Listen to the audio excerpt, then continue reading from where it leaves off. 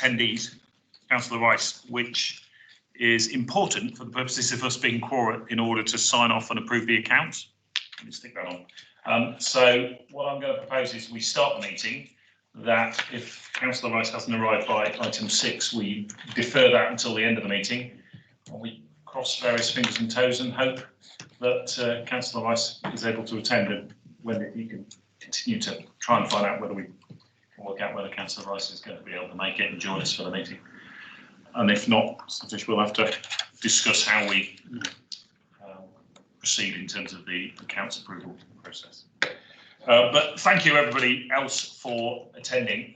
Very mindful that it's Kate's first meeting, so maybe if first thing to do is just run around the room and just introduce ourselves, that would be really helpful from Kate's perspective, but that starts with you then, Kate, if that's okay. Thank you. Well, morning everyone. My name is Kate Shaw and I'm here today as the Chief Operating Officer at the LEP, GBS LEP. There are more than one LEPs obviously, but I just think most of us does. So, and it's my first meeting, so I'm really looking forward to it. Thank you very much. Very good. Councillor Dave Wally from Dudley Metropolitan Council. Representing. So Councillor Chan Singh Pada from Sandwell Council. Councillor Hayden Wormsley from the East and Bedworth Borough Council, non-constituent member. Councillor Arnold Bodwell, City of Wolverhampton Council. Thank you. Councillor Ramlaka from Coventry. There's also our Deputy Chair, Mark Smith. I'm the Independent Chair of NARAC. This is my first meeting in that role. Satish Mistry, I'm the Interim Director of Governance and Law and for this purpose the Monitoring Officer.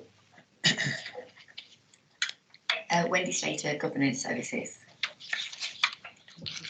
Anyway, you're very welcome. Thank you very much for coming, and I say thank you again to everybody else for attending, and it's just fingers crossed that we managed to become quorum, which is probably worth just clarifying. So Satish, can I just ask you to confirm to the meeting the basis on which we believe, if Councillor Rice was to attend, that we would be quorum? Yeah, thank you, Chair. In the circumstances, we've got one member who's resigned and there hasn't been a replacement for that. So it's 2/3 of the membership, so we're counting that as 8. Yeah. Okay. And that can be 8 any members. Okay. Just wanted to clarify that because of the papers that at the moment say we need 9 to be quorum, but actually because we don't have a member for Shropshire at the moment, we're down to 12 eligible members, which means 2/3 is 8, and there is no requirement in terms of the combination of constituent or non-constituent members. So if Councillor Rice were to attend, we would actually be quorum, and we will update the notes on the front page of the meeting. In terms of apologies, formal apologies for absence. Yes, Chair, we have apologies from Councillor Flint, Councillor Mason, Councillor Baker-Price and Councillor Corullis. Okay, thank you. Declarations of interest. Anything that needs to be declared at this point? No, thank you. Right, Chairman's remarks. The next item on the agenda. Just the only thing I was just going to say in terms of remarks is that my induction as chair of this committee is continuing to be ongoing. So as I said at the last meeting, I formally took over on the 1st of October. Satish and the team have been doing a great job in terms of providing appropriate induction. So I did have a meeting with the Mayor last week. I also had a meeting last night with Linda and Councillor Slay, obviously responsible for finance. And I also had a discussion with Councillor Bateman, who chairs overview and scrutiny, because it was recommended to me by my predecessor that it'd be useful for me to also get involved there and be aware of what's going on ONS. And one of the things coming out of the conversation last night with Councillor Slay was also an opportunity to observe what goes on at Investment Board as well. So Wendy has kindly organised that I'll be able to attend those meetings as well. So that is ongoing. I also have the highlight of going to the West Bromwich bus station and metro station as part of my induction to understand a little bit more about health and safety. So looking forward to doing that in November as well, I think, as long as the weather's good. So that's the only thing I wanted to say at this stage. Apologies if I get anything wrong today. I'll say I'm still getting up to speed with everything that's going on, but obviously looking forward to taking on the role and continuing with your support in undertaking that. If nothing else, we will go on to the minutes of the last meeting on the 29th, which is, I observed, but I wasn't actually participating in, so it would be good if others could confirm that they're comfortable that the minutes of that meeting were an accurate record. Apart from a couple of little typos, I think Chair is correct. Typo is on page 3, where Chair asked the Health and Safety Manager. I think the word "to" missing from there, if my English is correct, to provide. Okay. And similarly, there is on the page 4, where it goes interim legal services manager, Jane Middleton reported on the process that have been set up. I think there is a 2 extra added here. Set up give. We should be reading, I think. Okay, I see what you're saying there. Yeah. Okay. And other than that, I think, yes. You're happy? Yeah. Okay, thank you. Councillor Walmsley, thank you very much as well for confirming that. Okay, in terms of matters arising from those minutes, there were a few things that I picked up as I was going through that. There is in section 8, there were a couple of things. There was a reference to this committee being updated as to the costs of COVID and new ways of working. And I think, Linda, that is set out in the forward plan for you to update this committee at the January meeting. So that will be brought forward to us in January. There was a request for a further update paper on health and safety. That was circulated to committee members on the 6th of October. I had an opportunity to then have a follow-up conversation with Peter Bond and Ben Gittings going through that paper, which was a useful conversation. I think what came out of that for me was probably just 2 observations. Firstly, that clearly the steps are being taken to ensure that the environment for people to return into hybrid working was being addressed in terms of processing procedures. Obviously, what the policy is with regard to expectations of people around hybrid working is a decision for others, not for the health and safety people. But their responsibilities for ensuring that the environment is appropriate was clearly being considered appropriately. The second point, I think, was which sort of touched on the mental health dimension as well as other aspects of hybrid working, was just the importance of continuous communication with all members of staff. For me, so much about health and safety is about education of everybody, people being clear about what their expectations are. So I think it was a useful paper from my perspective. Any other comments from others who received the paper, the update paper, or anything else coming out of the discussion we had at last meeting? Nope. Okay, very good. There was a question from my predecessor around lines of accountability and responsibility, and I think that's picked up on the organisation chart on page 9 of these papers, so hopefully that is in place. On the internal audit update, can I just start? There was a specific around cyber essentials accreditation and the fact that was the point that was missing from November 20. Is there a specific action that will be updated? And if not, can we make sure there is an action for it to be that accreditation to be put in place? We're sure that's the case, actually. Yeah, Jeff. Okay. Thank you. Excuse me, Chair, it's Lorraine Quabell here. Hi. Hi, just to confirm that I've received confirmation from the ICT department that the Cyber Essentials application was issued at the end of last week. Okay, excellent. Thank you very much. And if we could just make sure that we're notified when that has been so the application has gone and we haven't had confirmation that we have now got the accreditation back in place. Is that right? That's correct, Chair. So if we just make sure the committee is kept up to date on that, that'd be great. I think the issue around Midland Metro track, that's on the agenda for later on in this meeting. I think you'll be providing a verbal update on that. Thank you. There's an action under 16 around an HR report back to this committee on whether any changes should be put in place with regard to employment contracts. This followed the whistleblowing report last time round. So this is under 16. Don't think that's on the agenda, but if that could be brought to the next meeting, I think that's okay. I'll take that away, Chair. Sorry, it was an action for me, and I'll pick it up with Satish. Okay, that's okay.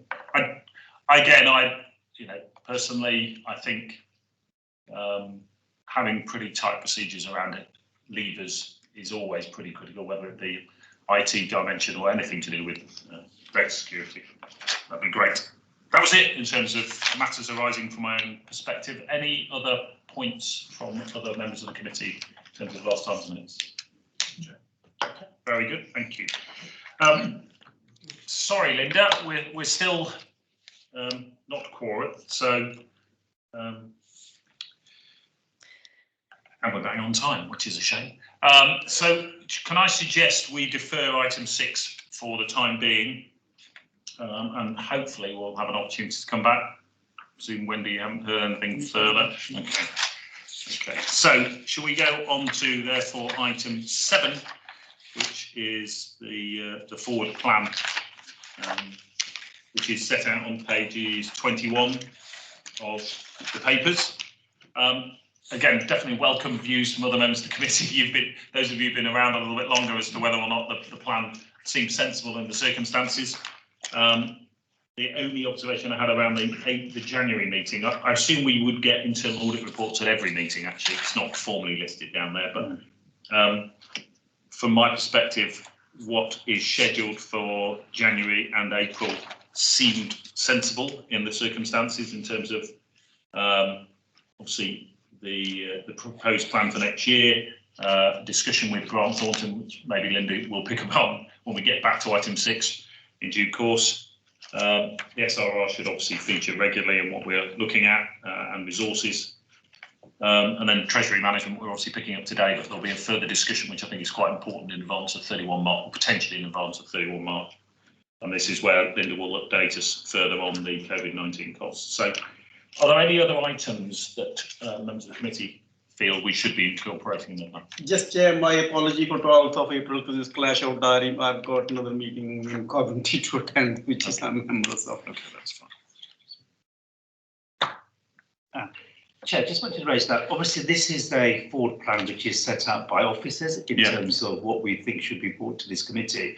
I think we're quite keen, both myself and Linda, as the professional statutory officers, to ensure that over a period of time the committee is actually able to take their their role much more seriously. So in that respect, it would be quite useful over a period of time if members of the committee felt that there were other reports or items that should be brought forward. We'd definitely sort of welcome that. Yeah, excellent. Okay.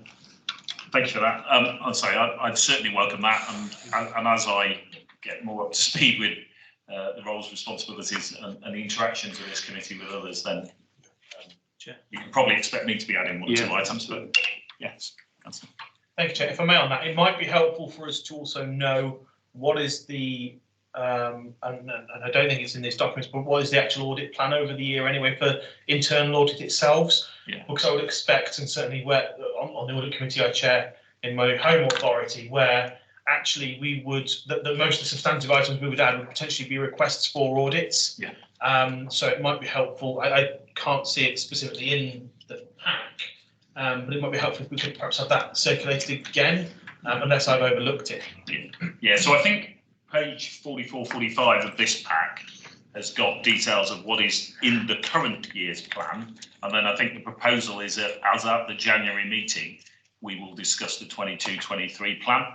So I think we will hopefully have a good opportunity at the January meeting to input into the plan for next year. But there are one or two things which we'll pick up in the next agenda item actually around the current year plan where there might be some changes. Oh, there's somebody coming to the door.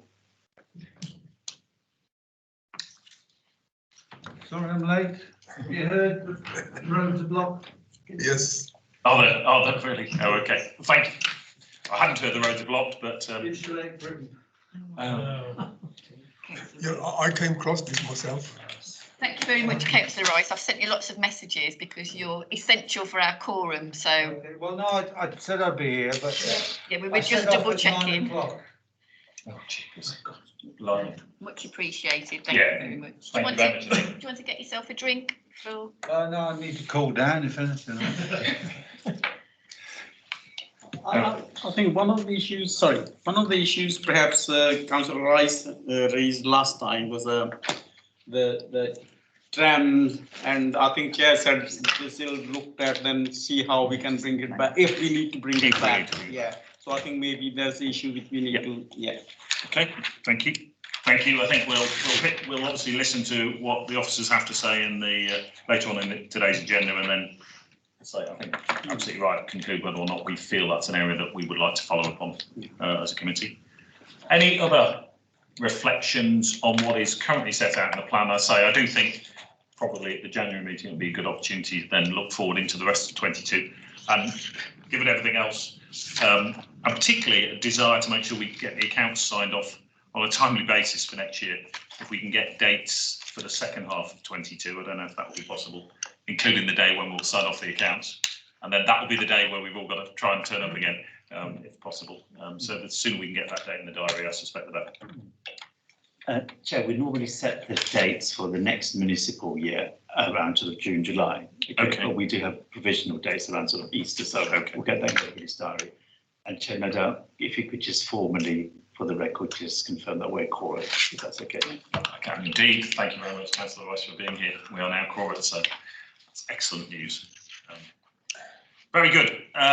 Unless there are any other comments on the plan, we can therefore revert back to item 6, at which point maybe Linda, you can take us through where we are with regard to the accounts, the approval process, and also there was a small follow-up on the issue of auditor appointments and the proposal there. Thanks. Will do. Thank you very much, Chair. And just as I put in the notes, apologies to statutory officer, I've not been able to attend in person today, but my daughter does have COVID. So being in such close contact with her, I didn't want to risk coming into the building, even though I am currently testing negative. So apologies for not being there. So this is our second go, if you like, at approving the accounts. We went through them in detail at the last committee, but unfortunately, as we've noted, we weren't quorum, so we couldn't actually approve them. I'll hand over to Helen Lillington in a minute, who's joined us from Grant Thornton, our external auditors, to take you through the updated audit findings report, because there's been a couple of changes to it. A couple of things to note, really. So there's a late technical change in the presentation of the accounts that Grant Thornton have asked for us to do, which I'm fine with, and Helen will take us through it. And also there was some outstanding paperwork to go between Grant Thornton and MML, which I understand is now also sorted between the two sets of auditors. So essentially nothing from our perspective has changed. If we approve them today, we will, Rachel and the team will get the appropriate signatures on them. And just to note you, our report does say that we are looking, it was Grant Patterson's audit partners last year of his 5 years this year. But we are currently in discussions with Grant Thornton about the possibility to extend Grant for a further 2 years, and that's something that Helen will pick up. But it's something we are allowed to do under the PSAA, but we'll do that in conjunction with Mark as the chair of this committee as well. But just want to hand over to Helen then, if that's okay. Thanks, Linda, and hello, committee. Yeah, as Linda said, I'll be taking you through the audit findings report today, which has been slightly amended since the last time you've seen it. As I said in the chat, Grant sends his apologies and isn't able to be with us today. Just picking up briefly on what Linda said, it is our intention to look at extending Grant as the engagement lead on this audit for another couple of years, which takes us up to the end of what is the formal PSA contract that is currently in place. As Linda rightly said, there are certain provisions within the contract that allow us to make representations to PSAA if there is a good reason to extend that partner, or indeed in some circumstances managers to be extended beyond their term. And we've made those sort of initial approaches to our ethics team and through PSAA, who have approved that. But this is one of the things where we would seek obviously Linda's approval and your approval as the committee, which is required formally, if you are happy to sort of accept grants as an extension for those extra 2 years. So the decision is still very much in your hands if you wanted to continue with that. So it was a very breaking news item that happened quite late last week when we got ethics approval for that. So just worth sort of raising that now. In terms of the audit findings report, I'm not proposing to say an awful lot. As Linda said, we went through this at the end of September. What you have in front of you this time is the updated one. We've hopefully helpfully sort of highlighted in yellow those bits where we've updated, and just sort of taking you through those really. The key ones, as Linda said, is a technical adjustment around the movement in reserve statement and the EFA, and that is to do with the way unapplied revenue grants are treated. It is a technical change. It does actually need to happen in the prior year as well. And officers have already made that sort of prior period adjustment and a note in the statement of accounts that explains that. We did talk about it verbally at the meeting, but this actually just sets out in terms of the detail and the numbers. So we've updated the audit findings report to take account of that. Similarly, we talked about the issue on the pension fund assets as well, in terms of the findings that had come through from the pension fund auditor, and the impact that has in terms of your share of the assets. As we've identified on page 3 of our report, there's a potential understatement of about 1.5 million on the assets. We've agreed with officers that this is a sort of unadjusted error, and it's important just to note that as part of the letter of representation that we'll need you to sign as part of those final procedures, that you, as those charged with governance, will need to agree that it's that you're happy to not amend for that change. But noting that it is significantly below our sort of level of materiality. So for that reason, we would not be asking you to change it, but you still need to confirm that you are comfortable to not make those changes to the accounts. Just updating then in terms of, I think on page 5 of our report last time, we had sort of things that were outstanding. So we had the review of the working papers from WM5G. That was actually complete for the September meeting, but we've just confirmed that that is complete and we've got no findings to report there. The reporting from MML, when I actually put this report together, we were still outstanding some documentation, but we had those last 2 pieces of documentation through from them late yesterday afternoon. So now we have everything we need in terms of MML. The impairment review was completed. As I've highlighted, we've got everything we need from the pension fund auditor now, and we've resolved the query around the MERS, which has resulted in those technical changes we've just talked about. I've had a final set of financial statements through from Rachel and Anne and the team late last night, so we are good to go. And pleasingly good to go now you are, Cora, to be able to approve the accounts, which is excellent news. I wasn't proposing to say any more, so I'll stop there, but I'm obviously happy to take any questions. Thank you very much indeed. We'll vote against the accounts. That is within our gift. Well, it's just the way everyone assumes we're going to approve them. That's all I'm saying. let's go through the formal part of deciding whether or not we wish to approve the accounts. First of all, thank you very much indeed for the update in terms of your report. I think you had flagged at the previous meeting the proposed adjustments that have been made, and obviously Linda and team have now processed those in terms of the current year and prior adjustment on the MERS.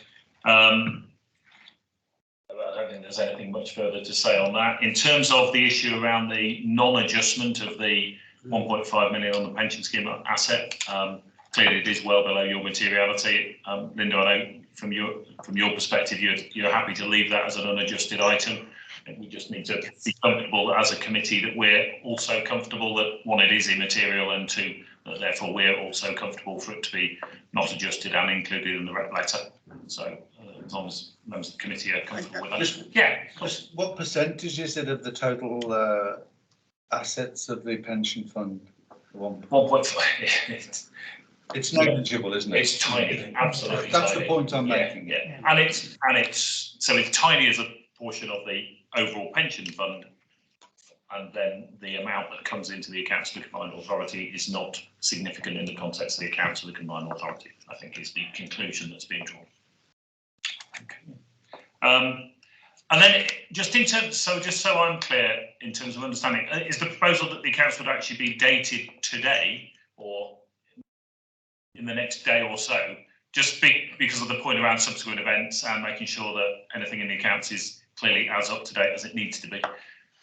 Yeah, so I think Rachel, I don't know whether you want to come in at this point, but Rachel has in hand the sort of signing, which I'm assuming will happen in the next sort of 48 hours between Grant, yourself, Mark, and the mayor. So we should get everybody's signatures on it within the next 24 hours.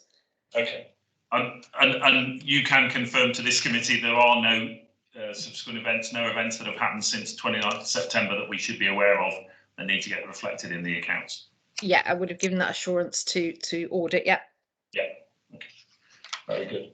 Right. Any other questions on the accounts? Obviously, we did go through this in some detail at the last meeting. Apologies, Kate, that hopefully you saw the report that was issued by Grant Thornton and also by BDO in respect of the Midland Metro accounts as well, which then feed into these accounts. So any residual or remaining questions on the accounts? Is this committee comfortable to approve them?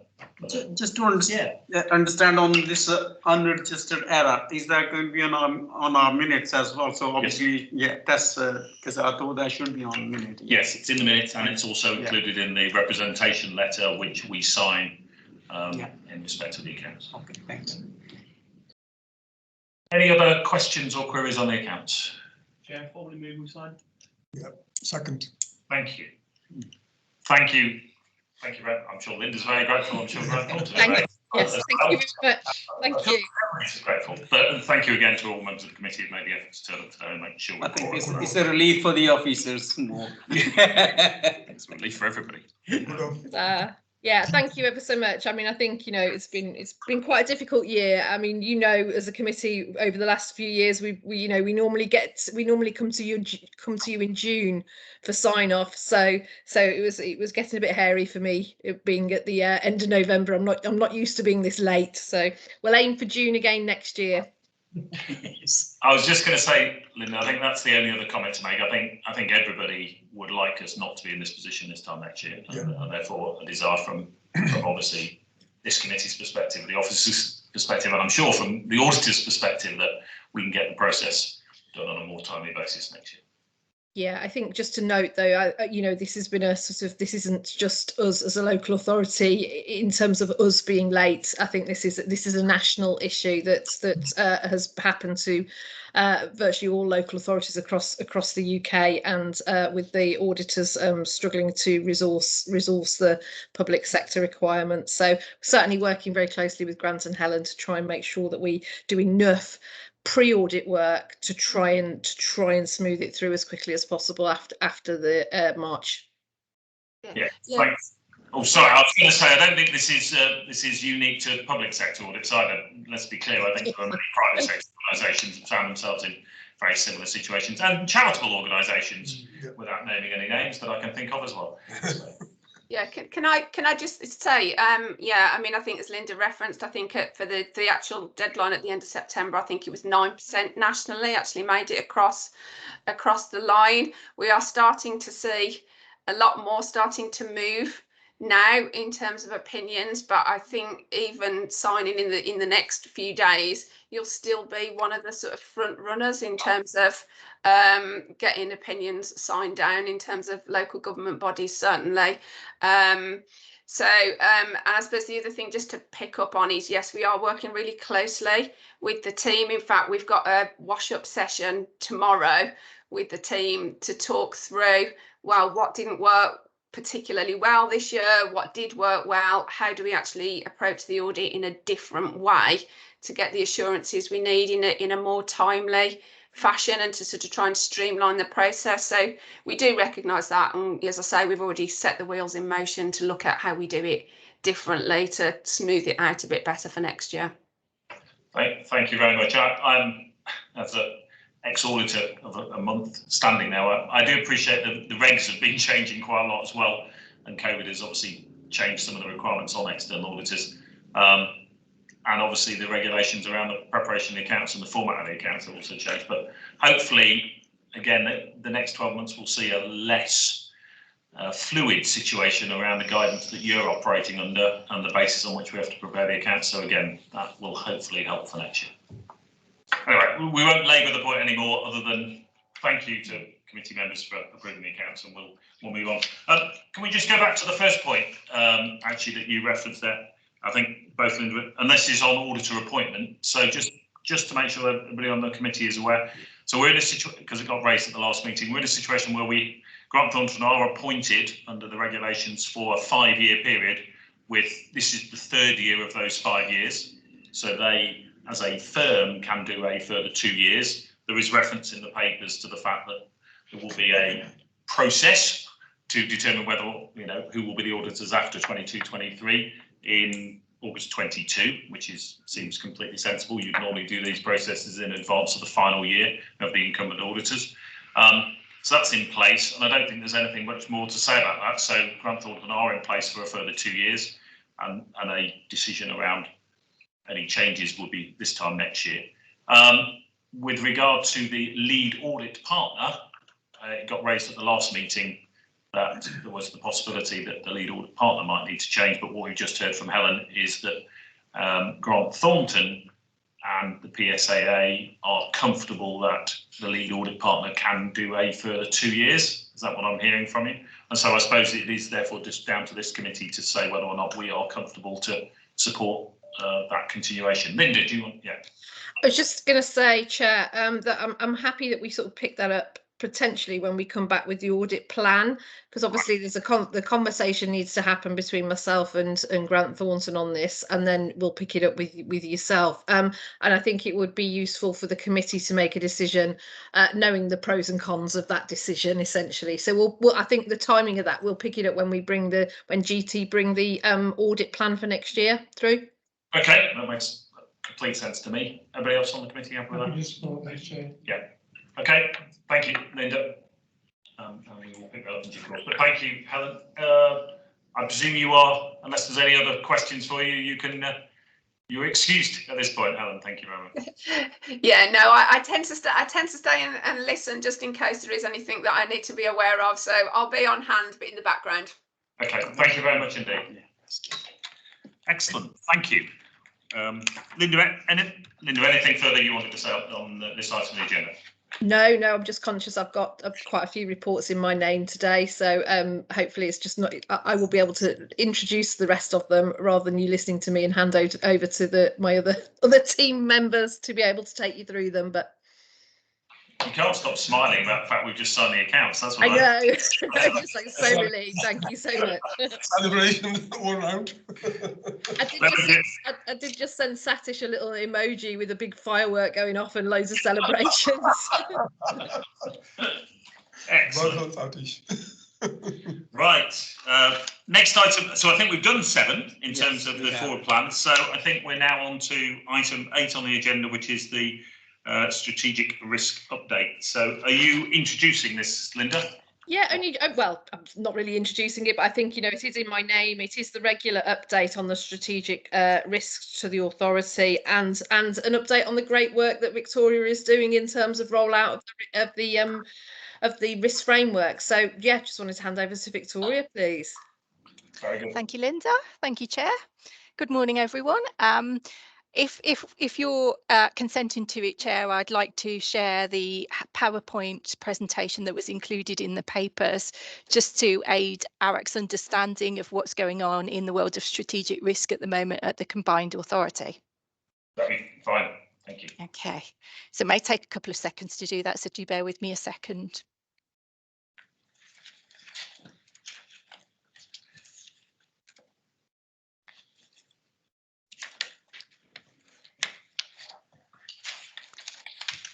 Right, can someone give me the indication that you can see that on your screen? Yeah, we can. Thank you. Okay, lovely. That's wonderful. So you've been provided with the papers, including the strategic risk report and the detailed strategic risk register itself, as well as this high-level deck today.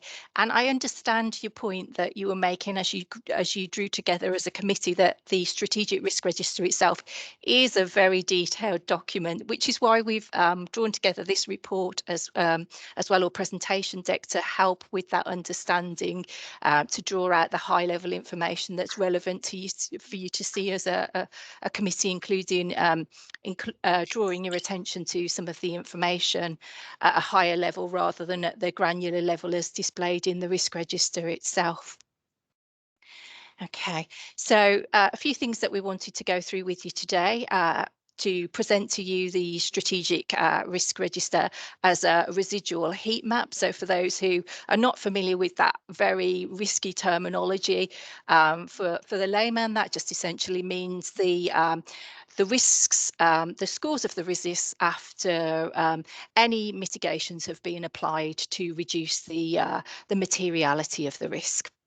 Also give you some information about the risk trends and changes since you've last had the risk register presented to you.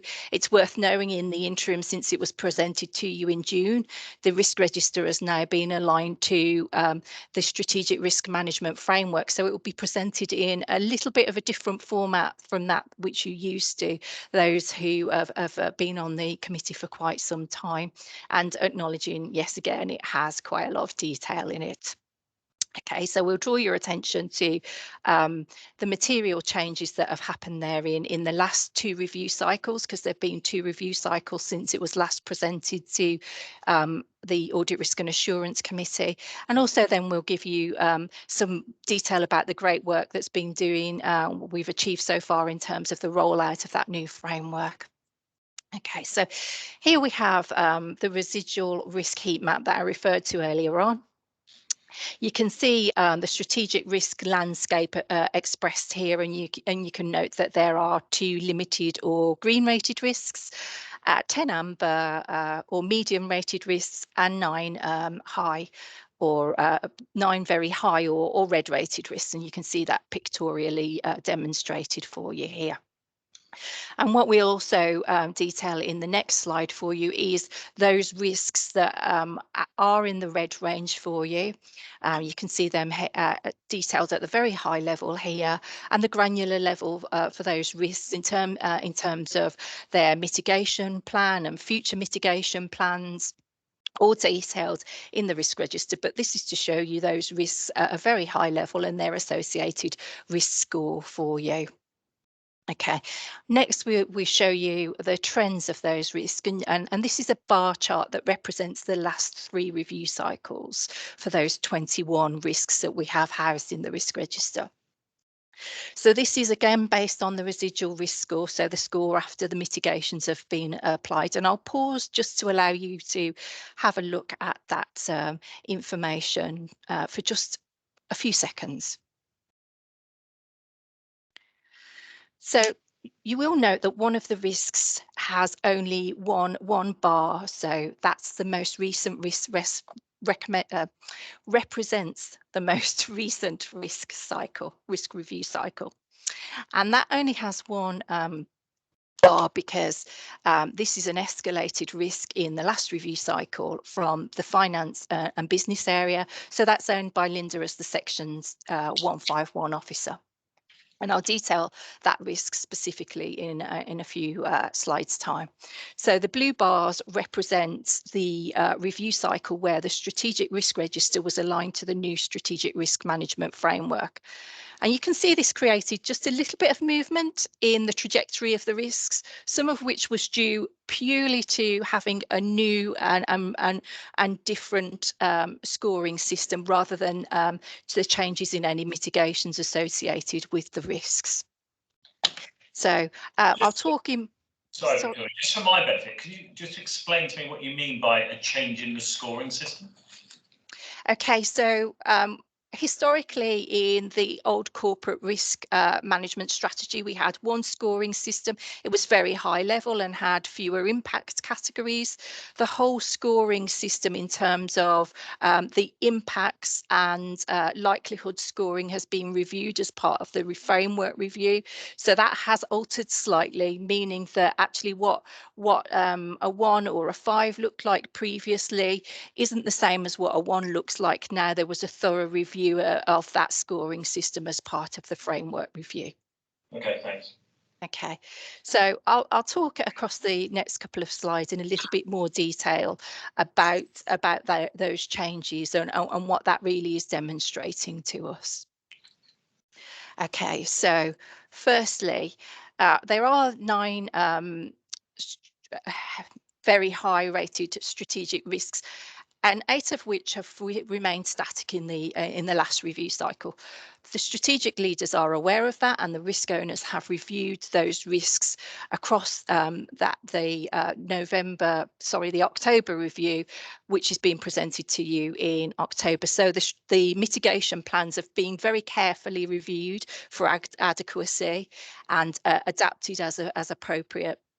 And those risks that are the most material that we face as our organisation are continuously monitored by the strategic leaders and risk owners as a collective.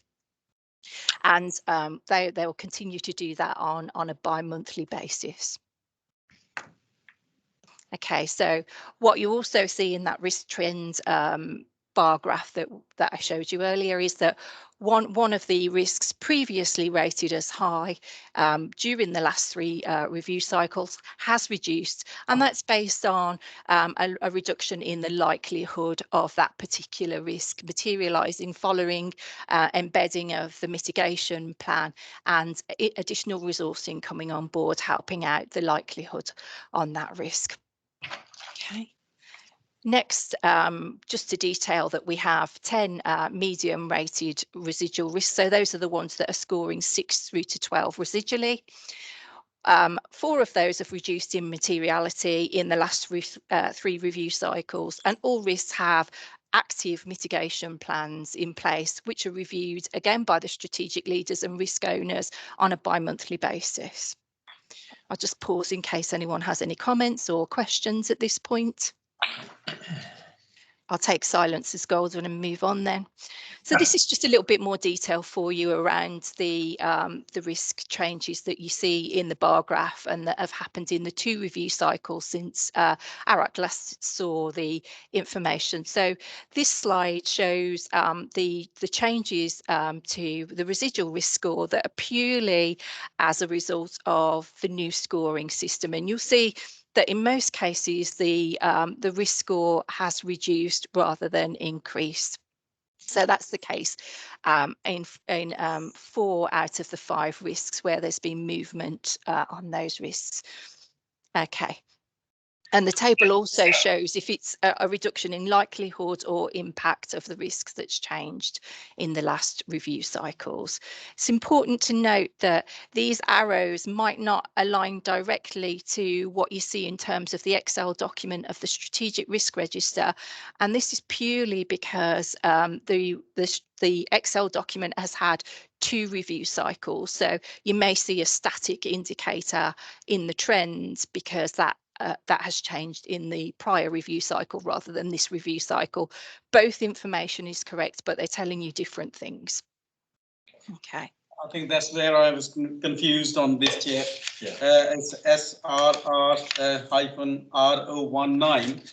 It's a different saying it's gone down, but here it goes up in the graph. Yeah. So I'm just struggling out what's right in these 2 things. Because it's also mentioned somewhere earlier in the pages.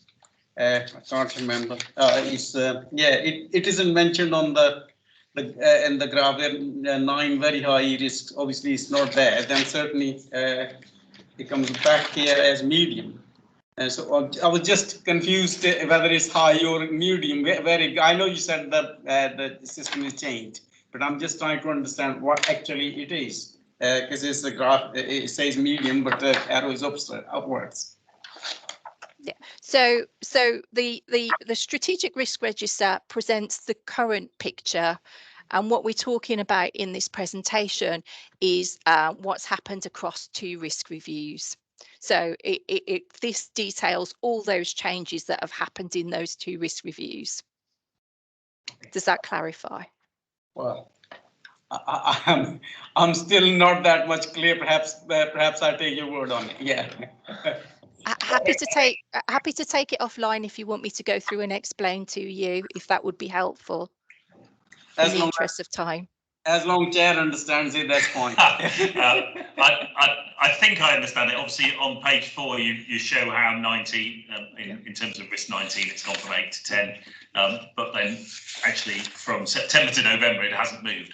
So one is from July to November. I think this is why I was just asking the question earlier as to whether or not it's the scoring system that's changed, or whether it's not that the application of the scoring system has led to a different risk assessment. And that's what I was just struggling to understand, because I definitely get that as part of this review, every time we should be assessing whether we believe the likelihood and impact scores are right and whether or not they need to be revised. And obviously you've explained specifically because of the introduction of the SAF that you feel the mitigations on certain risks have been enhanced, therefore the likelihood of the risk has reduced. And I see how that impacts. But when you say an updated scoring system, are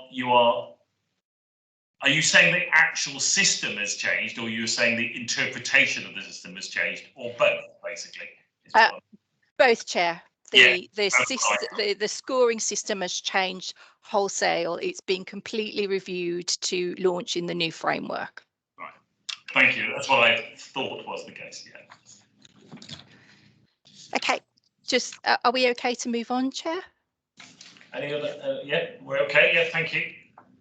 Okay, so in the this next slide, we're showing you the actual material changes since the review was last before ARAC in June, and these are changes that are not due to a new scoring system. These are actually reductions in the actual risk score. So you can see that the risk relating to that the SAF mitigates, you can see that actually the likelihood has reduced from a previous score of a 4 right down to 2, and that impacts the overall residual score, bringing that down from 20 now down to 10, and making that rather than a red or very high risk as it was in the previous presentation to ARAC, it's now an amber rated or medium rated risk. And then we have health and safety that's also reduced in its trajectory. So this is on the basis of the impact reducing following the embedding of existing mitigants. Yep. Okay, rather than the likelihood of the risk materialising changing. And then we have, as I mentioned previously, a new risk on the strategic risk register, and this is around the financial resilience of the combined authority to absorb financial shocks. And as I said previously, this is owned in by Linda, a Section 151 officer, and has escalated from the Finance and Business Hub's localised risk register. Okay, I'll pause just in case there's any questions on that. Okay, no questions. So I'll move on to the good work that we've managed to achieve so far with the rollout of the strategic risk management framework. And you see we've achieved so much here so far. We still have a way to go, but we've done, I'm sorry, it sounds like I'm really bragging here, so forgive me, but I am very proud of all that we've achieved so far. So I just wanted to take the opportunity to update you on what we've done and what we have left to do. So we have had the framework approved, and we're just waiting for the formalised approval, which we haven't managed to get from the Audit Risk and Assurance Committee due to non-quoracy, but that will now go to board. So that's an item that's still outstanding. We've managed to deliver training across the organisation through 9 sessions running through July through to October, and those have now all been completed. We still have some training left to do of the Audit Risk and Assurance Committee, but I'll detail that on the next slide. So we've completed the alignment of the Strategic Risk Register to the new risk management framework. And that's been to the strategic leaders for its first review in September, and is due to be reviewed again by the strategic leaders as a collective on the 10th of November. And now today we also have the Strategic Risk Register for its first presentation in its format, in its new format to you as an Audit Risk and Assurance Committee. And we also have provision of tools to support the rollout that are now active as well. So we've got a basic risk register template, and that's been in place since the 1st of July, and a documented risk escalation process allowing those programme, portfolio and project risks or operational risks to be escalated to the strategic risk level based on residual score. So quite a lot that we've achieved since July. But still, like I say, some things left to achieve. So we still require that formalised approval on the risk framework. So we also next plan to do a gap analysis, so having a look at the various levels of maturity across the various directorates within the organisation. So that assessment has now been drafted, and it's expected to be circulated in November, so this month. Okay, and also there's a requirement to deliver risk training on the new framework to the Audit Risk and Assurance Committee, and that is due according to the risk management audit action that we need to close by the end of December. And Fiona Bebbington, Mark and myself have an appointment to discuss how we're going to move forward with ensuring that that's delivered next week. Okay, and then we've got a whole embedding period that's going to follow following the maturity assessment and any gap closure actions that are agreed as part of that, and that'll run till early next year. You know, that embedding period will ensue, and following which we expect to do some conformance testing to the framework, as well as a design effectiveness assessment being completed, hopefully as part of that audit closure, so that we can actually ensure that we close audit issue 2.4 by the 31st of July 2022. So just before I invite any questions, I just wanted to ask Linda or Fiona, is there anything you wanted to add to what I've said already? No, I just think from my perspective, it really good, you know, how I introduced it really, that you've done some tremendous work here, Victoria, in terms of taking us massively forward about how the framework works and also rolling it out. So yeah, just wanted to thank you from my perspective. I have nothing to add, just to echo Linda's comments. We've put in place a framework across the organisation, which has now been rolled out, and it's the process of embedding that we'll continue to report to ARUC, and how we get that, we achieve compliance across the organisation. Thank you, Victoria. Okay. Thank you. If I'm less than overwhelmed by the progress, that I apologise, because obviously I wasn't here in the past, so I've no idea what it was like in the past. What I can say, very genuinely, based on having seen a lot of these sort of frameworks and registers in the past, that this is a really good document. This is a well put together. It includes pretty much all the features that I would hope to see, or not always do see, but hope to see in a risk framework. in terms of how it's been put together, how it's scored, the nature of the risks, the nature of the mitigants, the nature of the actions that have been put in place. So from my perspective, what you've delivered here, I don't know the journey you've been on, but I can certainly say from my own personal perspective, what I'm seeing as something you have in place is something of very high quality. The key point, which is the point that Fiona just made, though, is that for these things to be of real value to the organisation, they have to be embedded and they have to be live and they have to be constantly reassessed and actually then drive the relevant actions that have been taking place. But something like the single assurance framework coming in place around some of the investment programmes is, to me, a sign that that's exactly what is happening. So I say it's probably for others to comment as to commenting on the journey that you've been on, and but I can certainly say in terms of where I see you sitting today that this looks like an excellent piece of work. So thank you. I think, Chair, it's nice to have the confirmation from the fresh eyes as well. That's very good. Cheers. I think the presentation was excellent, yeah. and I thank the officers for that. Very good.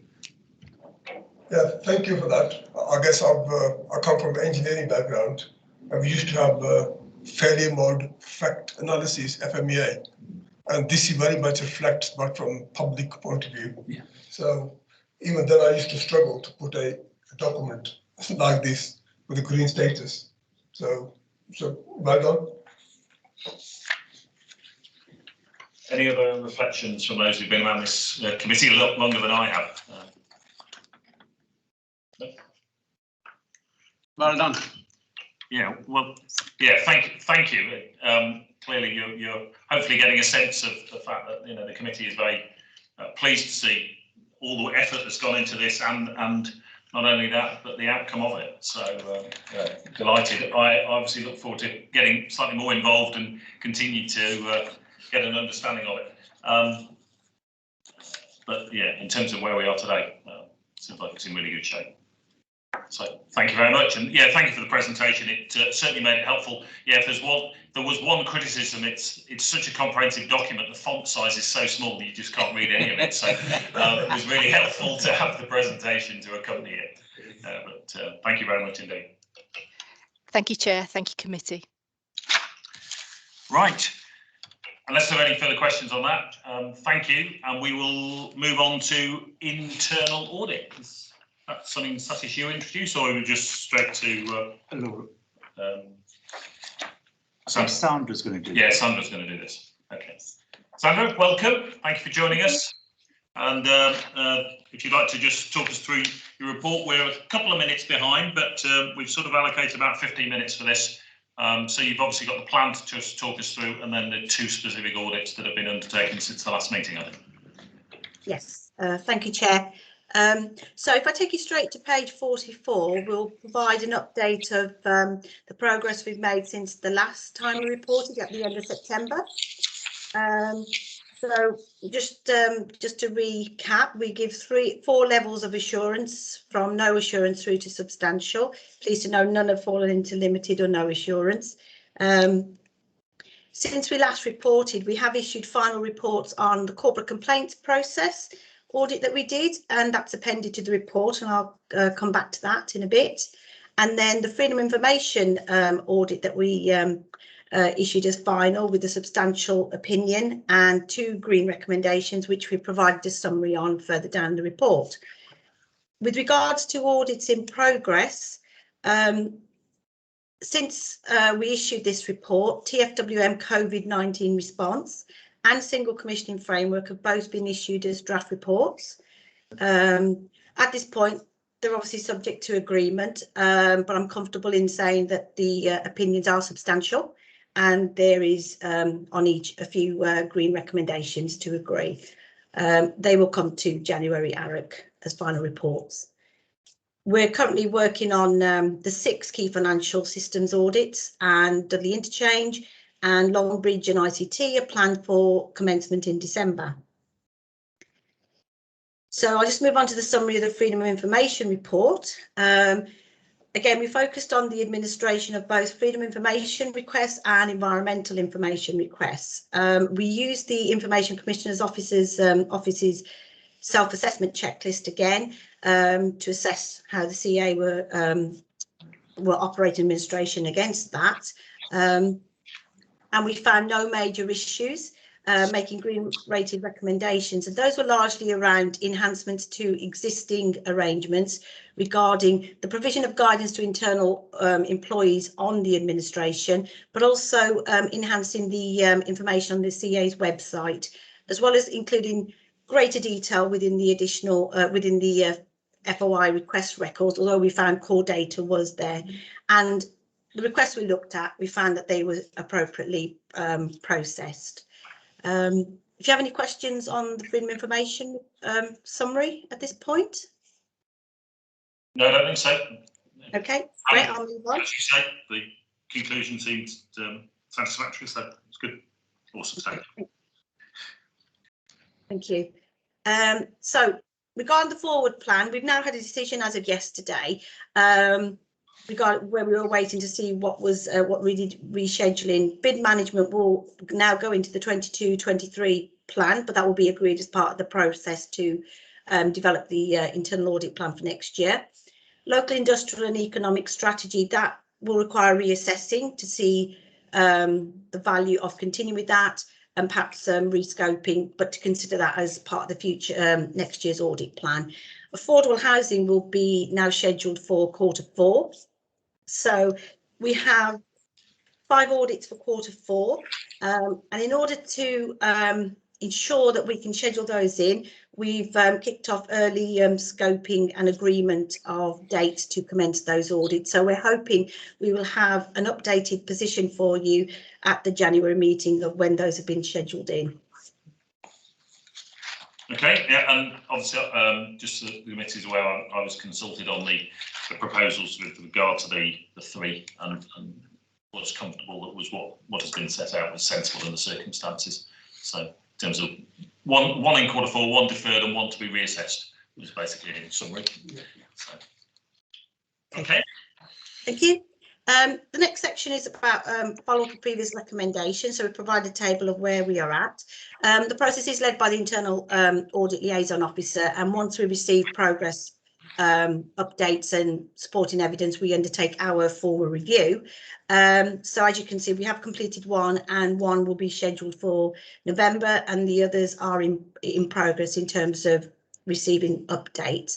And Chair, I know you've provided comments on the level of information, so we're going to work on that and present that back to yourself before January, and then you'll see a revised version and report in full at the January meeting, if that's okay.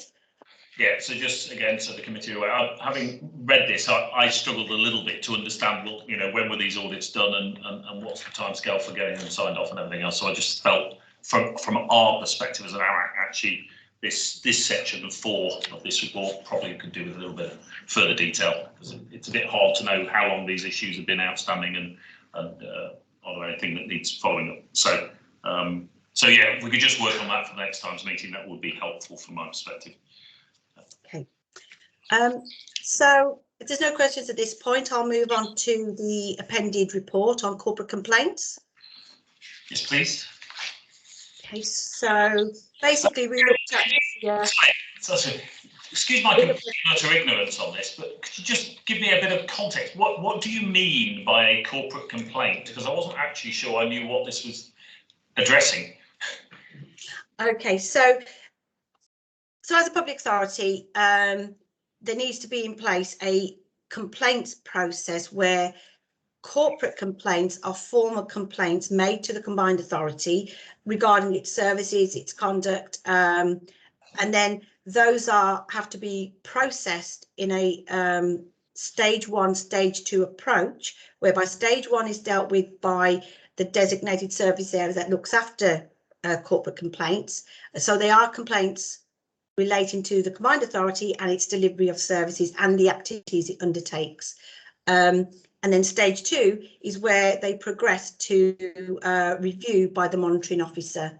There are informal complaints, and those tend to be of a larger number, but they are dealt with There may be customer complaints about, transport issues, etc.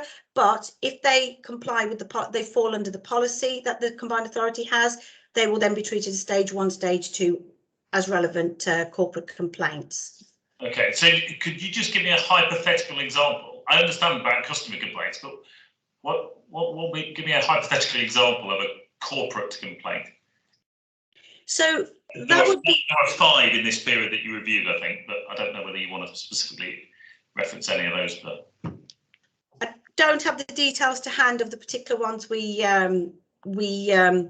tested as part of the audit, but they would be more of a significant nature about the delivery of services. So, for example, TFWM, not because of how TFW operates, but because of the nature of the service that they provide, may be the subject of corporate complaints more than other service areas. In terms of transport service deliveries, if they have an issue regarding bus stations, regarding SWIFT in terms of payment for travel services. So they tend to be of that nature that cannot be dealt with as a customer service related complaint. Okay, maybe other members of the committee have got better understanding of what this is than I have. I think, Chair, I think the process is already set up perhaps for that reason. Yeah. I think it probably under stages portfolio somewhere, the process, how it's being managed. Then obviously audit has the responsibility to make sure that is followed up. Yeah. I think that's where we come in. Yeah, no, I understand. Yeah, completely. I understand that we have a process. I was just trying to get a sense of what is the process trying to manage. In terms of what constitutes a corporate complaint. That was all I was trying to get an understanding of. But because this report is reassuring in terms of how they're dealt with, I just didn't even know what. I say this is my lack of knowledge of understanding what it is that they're dealing with. But may I ask a question? Yeah. Does it mean the corporate, from the point of view, it's a corporate complainer? Yeah. As opposed to a random member of the public. Yeah. That's my sense. This is corporate organisations having a complaint about something that the authority is doing. Partners potentially. Yeah, it could be. But I was just trying to get a sense of what it was that people were complaining about. But maybe we'll pick up separately, don't we? I apologise. I think I'm failing to give you greater detail than. What I could clarify is that corporate complaints can be by members of the public, as well as other organisations. So it can be a member of the public that feels there is an issue of significant nature against how the combined authority has operated. So we've looked at the policy that the combined authority has in place, as well as for vexatious complainants. So that's where the combined authority has responded to a complainant. However, that complainant feels that it has not been dealt with appropriately, and perhaps in the nature in which they put that complaint across, they have become vexatious. And it's how the combined authority deals with that situation. Overall, we've given a satisfactory opinion because we've made 3 amber recommendations. One relating to the details of how someone can make a complaint to the combined authority weren't sufficiently detailed, and we felt that accessibility needed improvement because the ethos of the complaints process is that people, organisations feel that they are able to make complaints in a clear process to the combined authority, and that it will be considered under that policy with the scrutiny and challenge that it requires.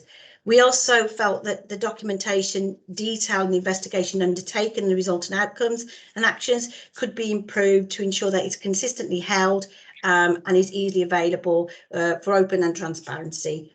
Again, formal process of monitoring, record keeping, covering the lessons learnt that come from complaints could be formalised to ensure that any service improvements are implemented. Again, we've covered a good practice in terms of the policies that the combined authority has in place, and we did find stage 1 and stage 2 process had been complied with, and the timescales for responding to complainants. So the underlying administration was found to be in place. How we felt there were improvements to be made. I can go through the individual recommendations, or happy to have questions now. I think we're okay. From my perspective, they certainly seem to be appropriate recommendations and appropriately rated in terms of the amber, particularly the first two around accessibility and detention. But I think it was pretty clear from the report what you were saying, and it was good to see that relevant offices were taking on board the recommendations being made. So, any other questions from other committee members about this particular report? No. Just a comment, Chair. The discussion's made it clearer now that also members of the public, which I think is important. But I'm glad that was raised. It clarified it for me anyway. Thank you. Any other comments? No. Okay. No. Thank you. I think it's a very comprehensive report, and it's, as I say, it seems to be the right recommendations with the right response from my perspective in terms of what is set out in the paper. So. Okay, thank you. Wendy, can you? I just need some of the historic reports as well. I'm aware that obviously from the first quarter, which I haven't seen previously, so I'll get those from you if that's okay. Any other questions from members of the committee for Sandra on the internal audit update? So I think we've got an important discussion to be had in January in terms of setting the plan for next year and make sure that that's focused on the right areas. But in terms of the current year, people happy with one, the reports today, two, the recommendations for the balance of this year, and then so to say, in fact, we'll pick up next year's plan in due course. Yeah. Okay. Excellent. Thank you, Sandra, for joining us and for the work obviously that's gone into the report. Okay, thank you. Oh, I thought we'd lost you then for a second. Okay, right. Next item is a verbal update from Lorraine on digital retraining audit. So over to you, Lorraine. Thank you, Chair.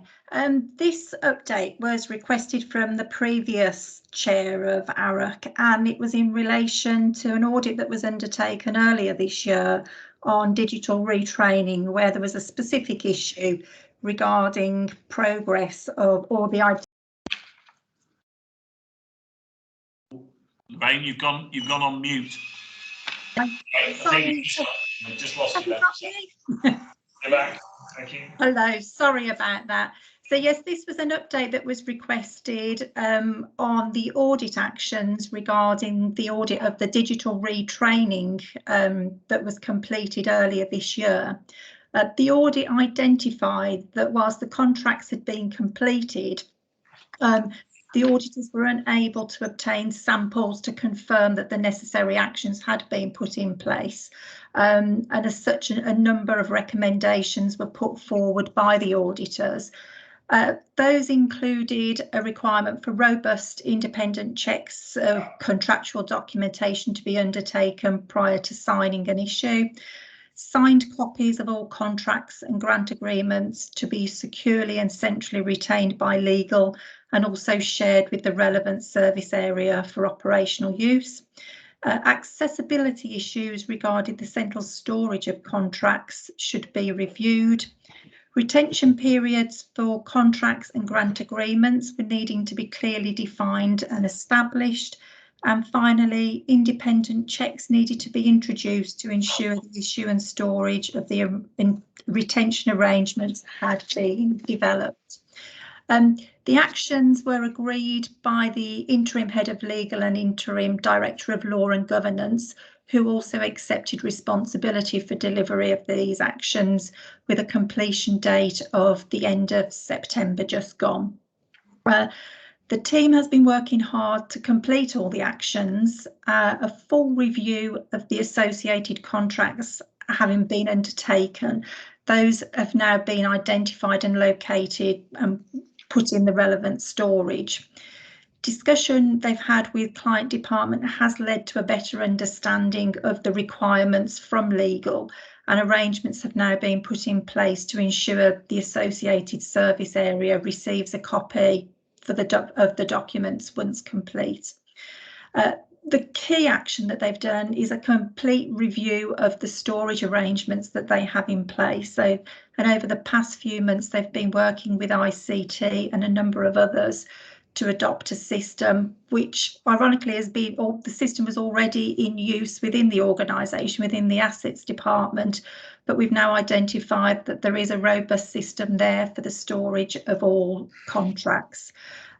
This has now been adopted by the team and they are in the process of uploading all of the contracts onto that new system. Older contracts are going to take a little while, so that activity will be in progress for a little while as yet. And in response to the new system having been developed, they have indicated that a retention policy now needs to be updated.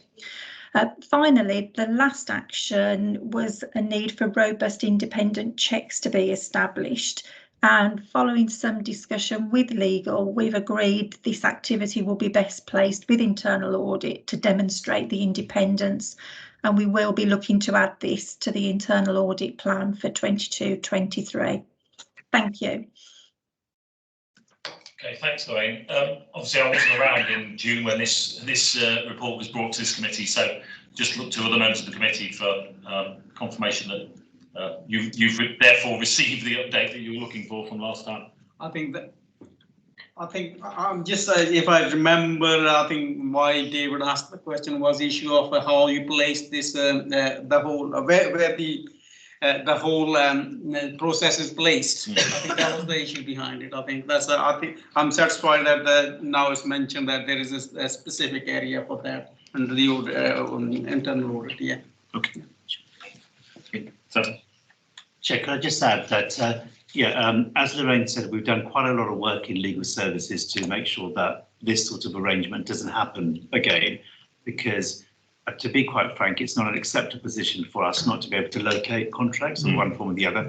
And although they're sort of historical matters, they're really not acceptable. And I think, as Lorraine has said, we've now identified a system for proper recording and retrieval of those contracts, and the actual location in the deeds room and so forth is a lot more efficient, so we'll be able to retrieve them much easier. So the sort of problems that you had previously should not happen again. Good, excellent. Okay. I think, Chair, the initial concerns, I think it was quite shocking at first to realise that some of these documents may not be located where they should be. But I'm happy with the reassurance we've been given now. Excellent, very good, thank you. Any other comments from other members of the committee? No? All right, thank you, Lorraine, thanks for the update. And thank you. Obviously, we need to capture that appropriately in the minutes. Conscious you're the next item on the agenda as well, if you want to carry on into internal audit charter. Yes, thank you very much.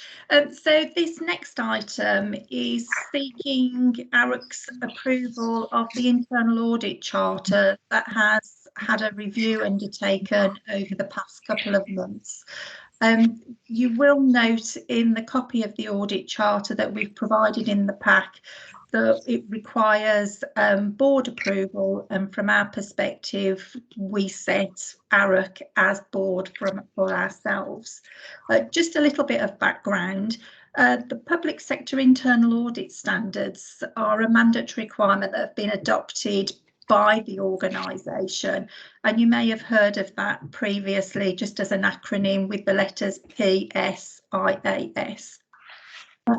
The standards require us to have a formal internal audit charter in place which sets out internal audit's activities, purpose, authority and responsibility. And it also requires us to set out the chief audit executive's role within the organisation, and that role is currently accommodated by Satish as the monitoring officer and also the director of law and governance. We've had the charter update or reviewed. We consulted with our internal audit service providers, which, as you're aware, is Wolverhampton City Council, and also the statutory officers. And on that review, there was just a few areas we felt the document in essence was still robust in its current format. However, we've highlighted 3 specific areas which did require review and update. Those were in relation to management responsibility when audits were undertaken. This was updated so that we could support auditors in ensuring they can meet delivery of the audit plan to schedule. And as had been agreed with the chair previously, we've strengthened the requirements of management to engage effectively with the auditors during any audit assignment that they may be involved in. To support this, we're providing auditors with the ability to raise any concerns with myself in the first instance if they're not getting the engagement they require. And then onwards, this can be escalated to the Chief Audit Executive, the Section 151 officer, or the chair of this committee, where there is concern that we would not be able to achieve delivery within the timescales set out. The second area that we've updated is really just housekeeping, and that's just to confirm the operational responsibility arrangements for internal audit within the organisation, which is now sitting with Director of Law and Governance as the Chief Audit Executive again, sorry for repeating myself, and also to catch on my role as the Internal Audit Liaison Officer, where I have that ongoing liaison with Wolverhampton and management of the audit activities to support the effective delivery of the audit plan. Finally, the other item that we updated was arrangements for the monitoring of audit recommendations. As it stands at the moment, we do follow-ups across all audit actions that are identified when an audit is completed. However, looking at the descriptions set within audit, the plans of what the red, amber and green audit recommendations relate to, green is advisory only, and we have therefore agreed that we will focus primarily on doing follow-up audits on red and amber rated audits only, if time only allows us that availability. And that's it, thank you. I trust that was okay. If anybody has any questions, happy to try and answer for you. Thanks, Elaine. Well, you answered my first question, which is what has been updated this year compared with what we've had in the past. So thank you. You've done that. Okay. One very, very tiny pernickety point, but in 7.1, paragraphs 7 and 8 are a complete repeat of paragraphs 5 and 6. So we seem to, I'm not sure that that's important, that it need to be stated twice. So, apologies for that. It had been noted after send out, so we will be updating that before we make it a formal document. That's okay. So I had two quick questions. One on 7.2, where it references City of Wolverhampton is responsible for ensuring that the resources of internal audit are sufficient to meet its responsibilities. So just, typically in areas like IT auditing or treasury auditing, it is important that you've got people with relevant specialist skills to provide that support. And are we comfortable that that is available to us? So that was my first question. And my second question was on 10.1, which is that there's a requirement for an external assessment of the internal audit function every 5 years. When has that been done? Is it due? When is it next due to be done? So those are my two questions. Okay. For the first question regarding resourcing, I think that is one of the key benefits of us having Wolverhampton as our audit provider rather than it being internal service. They've got a breadth, a big team of auditors, whereas ourselves, if we were just keeping it in-house, we would have 1 or 2 auditors only, and we would be limited on that availability, as you say, of the specific examples, ICT and treasury management. We may not have that full breadth of knowledge. So we do believe that we have that expertise by using Wolverhampton that's got that greater knowledge and wide view. With regard, Councillor Butt seems to be supportive of that statement. Yes. So, It's very reassuring, especially as Peter's not here today to enjoy those comments. with the other item in relation to the external assessment, again, as we use Wolverhampton as our service provider, we fall back on the external assessment that they complete. Peter has confirmed that the last external assessment was undertaken in December 2018, and we therefore anticipate that that will next be undertaken in 2023. That's great. Thank you. Can we make sure we capture that from this? That's great. Thank you. Those are my only couple of questions. But any other comments or observations from members of the committee on this charter? It's better to be overdone that, not done those 2 paragraphs same one. I think it's not an issue. Good. Okay. Any other questions from other members of the committee? Yeah, just got a comment, Chair. I mean, I know that Peter's been asked by the previous chair on several occasions, have you got the resources? Have you got the resources? And I think considering some of the emergency things that have been dropped on audit from time to time, they've coped very well. And I've tended with maybe a slight adjustment to deadlines. I think I've coped admirably. So I'm confident the resources are there. Very good. That's good. Yeah, good to hear. Okay. At this point. Okay. Any other questions on the chart? If not, thank you very much. Right. Thank you. Right. We are bang on time. I don't know if anybody needed a 2-minute break, but we're in the. I think I want to. You'd like? Yes. Okay, no problem at all. If we just take a couple of minutes, if that's all right, Mark and Linda, and then we'll recommence in a second. Okay, thank you.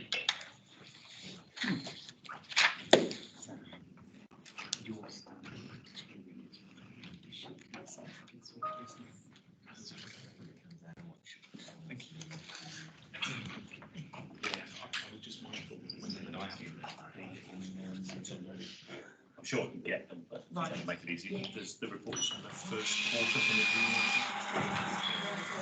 the yeah. So. We win last night. Excellent win.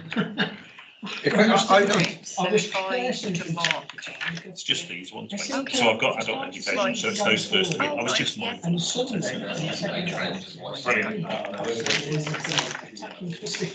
It's psychological. I think when you're ahead, you don't think you have to try, and that's the difference between teams like Wolves. No, go for it. Go for it. Please. You don't take your foot off the.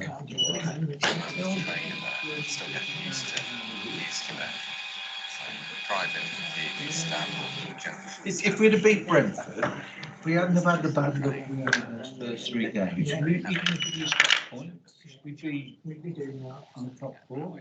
And it's upsetting to lose the penalty. Well, a draw. It feels like a loss when there's a penalty. Extra time. We're just talking about the Wolves, that's all. Yeah, well, you know, before you arrived, we were comparing the relative success of the Wolves and the Villa at the weekend. It wasn't Extinction Rebellion. Apparently they knew I was on my way in and they wanted to stop the audit. It just goes to show. There's only about 10 of them, you know, but it's amazing. Really? Oh, the disruption they can One cause. road in Birmingham. Yeah. Which one were they on?